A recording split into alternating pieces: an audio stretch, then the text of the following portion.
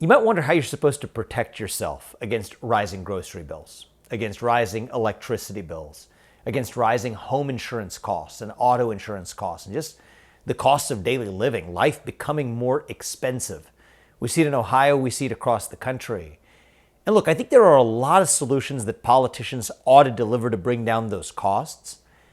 But the number one practical way to make the American dream affordable in a state like Ohio is actually to defend yourself against that inflation by increasing your take-home pay, your after-tax pay.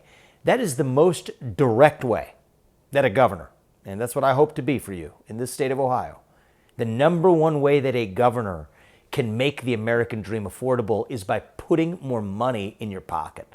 Think about how much is deducted from your income every 2 weeks paying state income taxes. Think about how much higher wages would be if more businesses were coming into the state with a lower income tax burden. Think about how much you're paying in property taxes even now relative to 4 or 5 years ago, or 6 years ago before the pandemic. That's a big difference that eats into your wealth, eats into how much you actually take home after you get those hard work and hard-earned earnings. You're paying that straight back to the government in many cases to waste your money.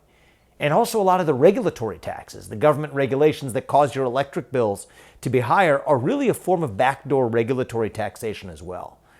So that's where my focus is.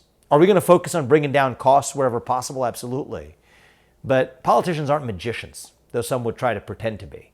The thing a leader of this state can actually do is put more money in your pocket.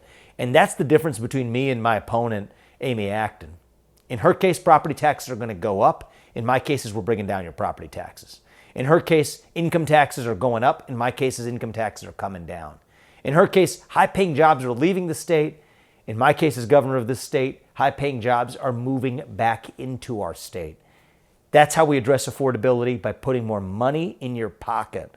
And we'll be able to do that while also ensuring that our public schools are doing their job to prepare our kids to join the workforce. I'll say more on that pretty soon.